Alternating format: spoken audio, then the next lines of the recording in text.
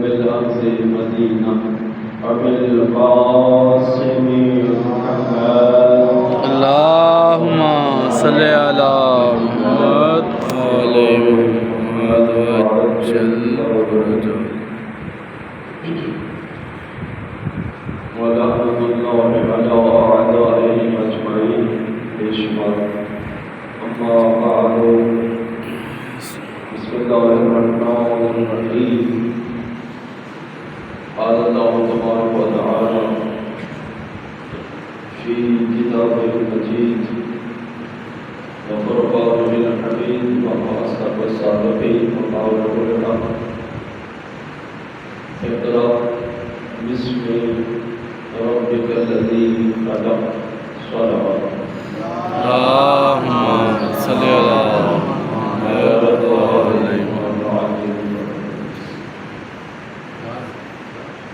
اس مبارک سورۃ القلم پہلی آیات میں جو سرکار رسول خدا صلی اللہ علیہ وسلم پر نازل ہوئی اقرأ پڑھ بسم ربک الذی خلق اپنی رب کے نام سے اپنے پروردگار کے نام سے پڑھ جس نے تجھے پیدا کیا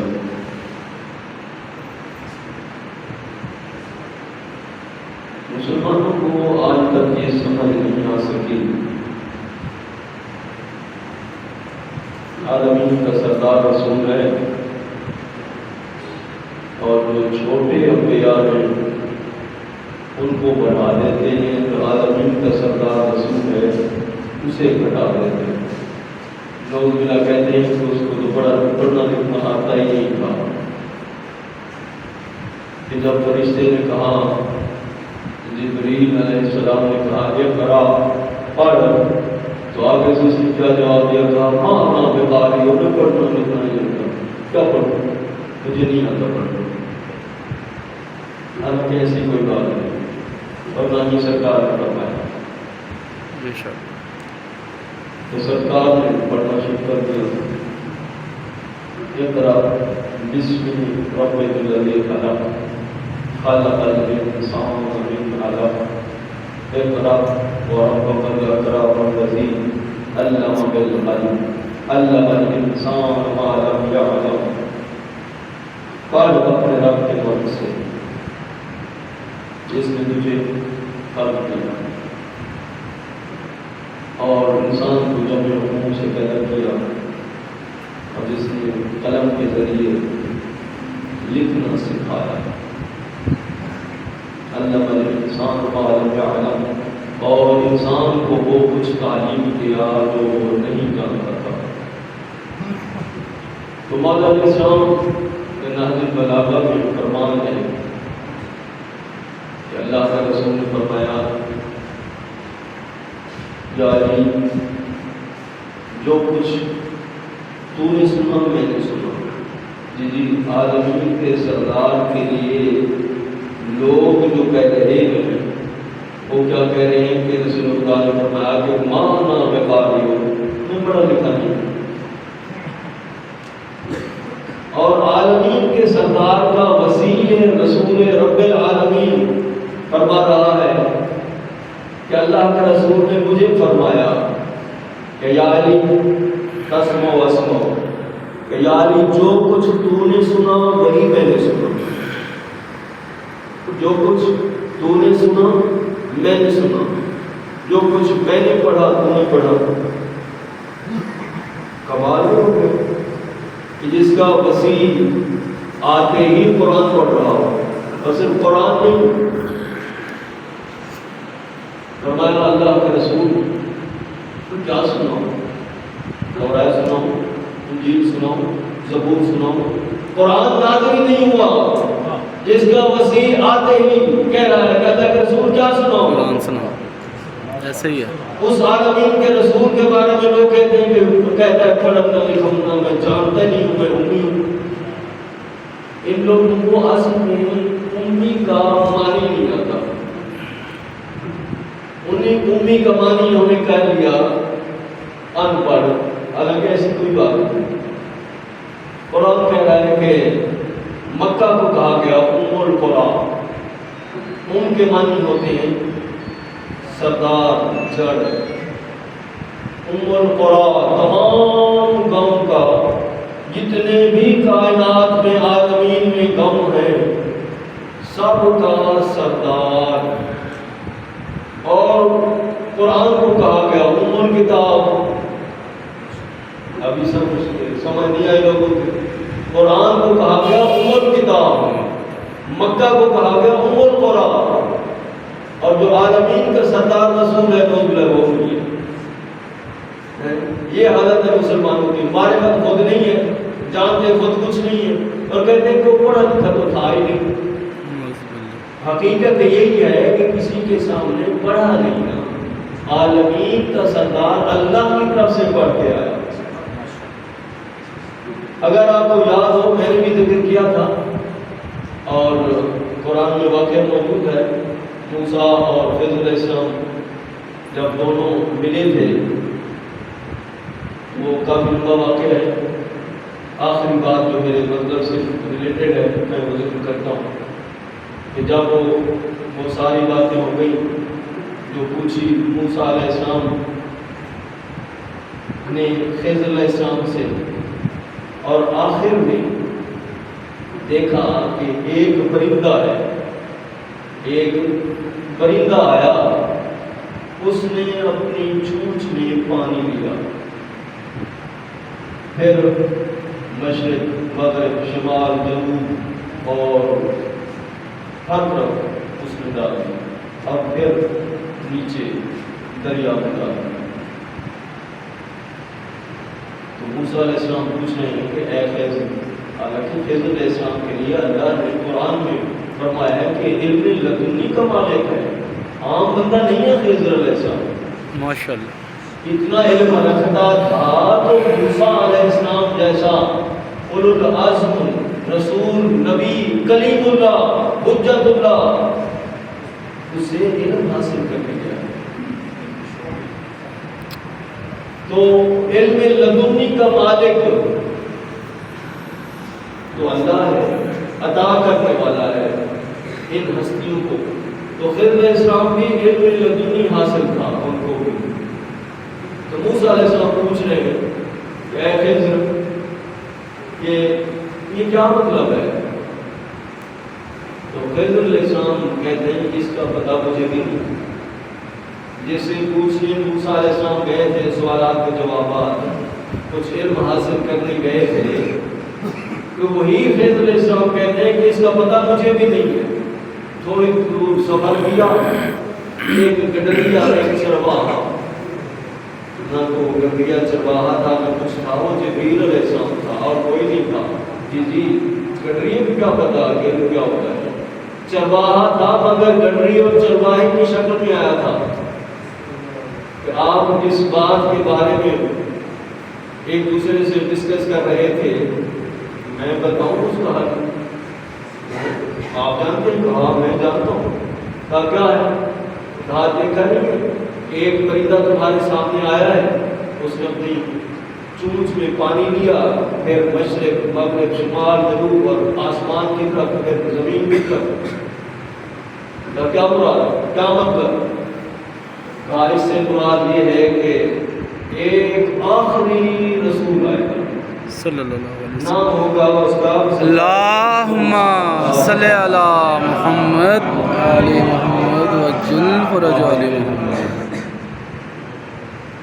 تو وہ مکے میں ان کی آمد ہوگی بظاہر اس دنیا میں، پھر ہجرت کر کے مدینے تشریف لائیں گے، پھر جو اس نے اوپر آسمان کی طرف بھی ایک قطرہ اچھالا تھا.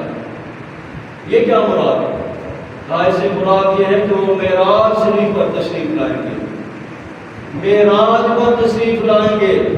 کہا اس نے زمین پر بھی اس دریا میں بھی پھینکا تھا. کیا مطلب؟ کہ پوری زمین پر ان کا دین اور ان کا اسلام پھیل جائے گا. اس ہستی کا دین اسلام پوری کائنات میں پھیل جائے گا، مشرق معلوم ہر طرف پھیل جائے گا. تو یہ کون بتا رہا ہے؟ جبرائیل علیہ السلام. جبریل علیہ السلام، کہ جسے پوچھنے گئے تھے موسیٰ علیہ السلام، اس کو بھی بتا دیا. مگر یہ ہستیاں کون ہیں؟ عالمین کا سردار رسول ہے، اور مسلمان اس کے لیے کہہ رہے ہیں کہ یہ تو امی ہے، ان پڑھ ہے. 7 سال کی سرکار کی عمر ہے، کیونکہ بچپنے سے ہی سرکار نے غار حرا میں جا کے عبادت شروع کی. ان کے بزرگ بھی غار حرا میں عبادت کرتے تھے. جی جناب عبد المطلب علیہ السلام کے بارے میں بھی یہی ملتا ہے. ماشاءاللہ. جناب عبد المطلب علیہ السلام کے بارے میں بھی یہی ملتا ہے کہ غار حرا میں جا کر عبادت فرماتے تھے اور کافی دن اور رات وہیں گزارتے، پھر گھر تشریف لاتے. تو اسی طرح سرکار رسول اللہ صلی اللہ علیہ وسلم اللہم صلی علی محمد آل محمد وجل فرجہ. سرکار 7 سال کی بظاہر عمر ہے. شام میں یہودیوں نے مشورہ کیا کہ جو کچھ ہم نے کتب میں پڑھا ہے، کتب سماوی میں، توریت، زبور، انجیل میں، سب کچھ جس میں ہم نے پڑھا ہے، سنا ہے کہ آخری نبی ہوگا اور اس کی عظیم نشان ہے، بہت زیادہ نشان، ہر حوالے سے اعلیٰ اکمل ترین انسان ہوگا، خصوصیات کے حوالے سے، ہر حوالے سے. انہوں نے کہا کہ ہم مکہ جا کے پتہ تو کریں، لگتا ہے اس کی آمد اس دنیا میں ہو گئی ہے. یہودیوں نے آپس میں مشورہ کیا. شام کے یہودی مکہ آئے اور آخر میں آپس میں مشورہ کر کے طے کیا ان کو ایسے تو بلا نہیں سکتے، کیونکہ نگہبان رسالت جناب ابو طالب علیہ السلام ہے. اللہم صلی علی محمد آل محمد وجل فرجہ. جا کے دعوت کرتے ہیں، تب وہ آنے دیں گے اور خود بھی ساتھ آئیں گے، اکیلا بھی نہیں چھوڑتے. تو ان کے ساتھ اور قریش کے لوگ بھی آئیں گے، باقی کو بھی بلائیں گے.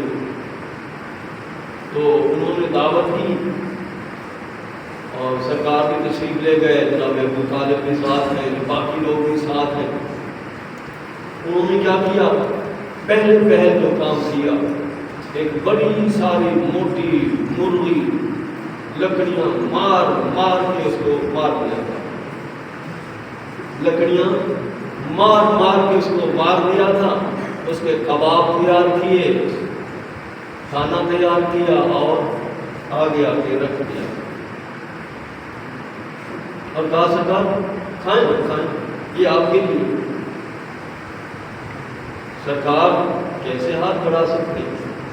سرکار تو جانتے ہیں، مگر ہم جیسے کم علموں کو بتانے کے لیے سرکار نے ہاتھ بڑھایا لقمہ اٹھانے کے لیے.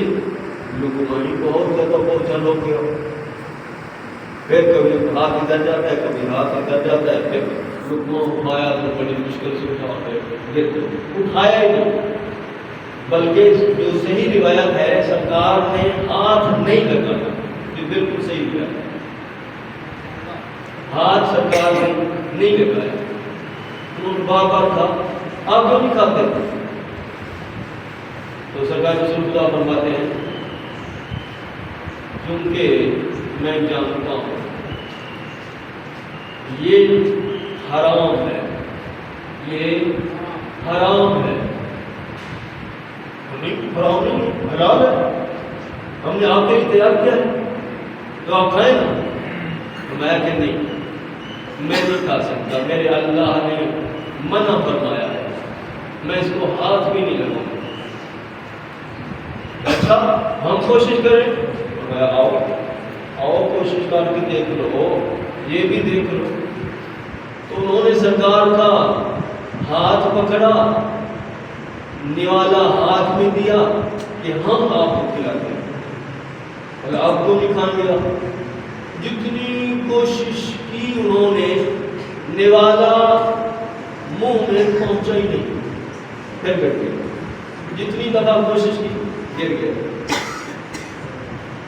اچھا اب پھر انہوں نے کوشش کی, ایک موٹی تازی مرغی اور پکڑ کے لائے, اس کی جو ہمسایا تھا ان کا, پوچھا نہیں تھا, وہ گھر بھی نہیں تھا, پہلی بھی حرام دوسری بھی حرام اور مشتبہ.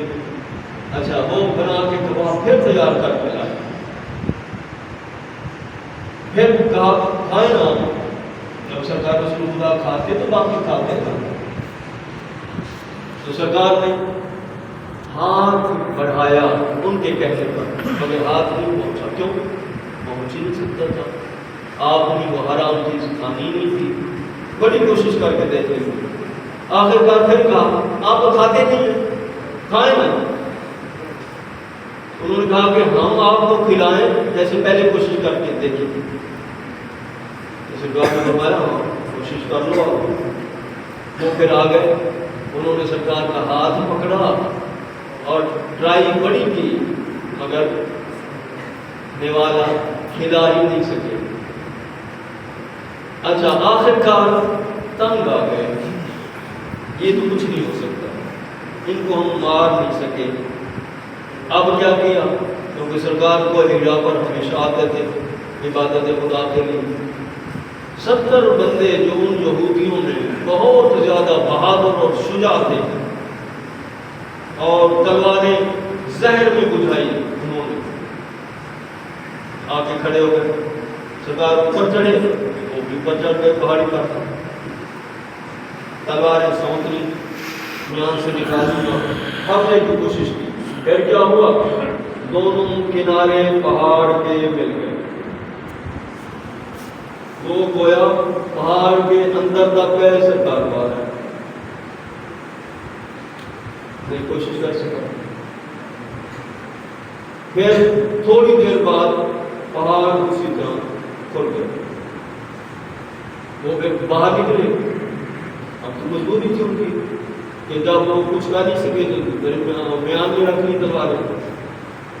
جب دوبارہ کھل گیا پہاڑ, پیچھے ہٹ گیا, تلواریں پھر سونت لی, تیار ہو گئے سرکار کو قتل کرنے کے لیے. پہاڑ پھر گر گئے, سرکار پر حملہ نہ کر سکتے. پھر تھوڑی دیر گزری, پہاڑ پھر کھل گیا, وہ پھر ظاہر ہوئے. اس طرح کر کے 47 دفعہ, ایک دو دفعہ نہیں, 47 دفعہ, 47 دفعہ, 47 ٹائمز انہوں نے کوشش کی, مگر سرکار کو قتل نہیں کر سکے. جتنی کوشش کرتے وہ پہاڑ کا درا آپس میں مل جاتا اور یہ اندر چھپ جاتا, تو درا پیچھے ہٹتا, پھر وہ تلواریں نکال لیتے, حتیٰ کہ ناکام ہو گئے. سرکار نیچے اتر آئے, وہ بھی نیچے اتر آئے. پھر کیا کیا, پھر اسی طرح جتنی کوشش کی قتل نہیں کر سکے. اور آخر کار کیا ہوا, اوپر بھی 47 مرتبہ کوشش کی قتل کرنے کی, نیچے آ کے بھی 47 مرتبہ کوشش کی, مگر پہاڑ حائل ہو جاتا, مل جاتا دونوں سرے اس کے, اور وہ کچھ نہ کر سکتے. پہاڑ پیچھے ہٹ جاتا, وہ پھر کوشش کرتے حملے کی, پھر پہاڑ مل جاتا. 47 مرتبہ اوپر پہاڑ کے, 47 مرتبہ نیچے آ کے, مگر کچھ نہ کر سکتے.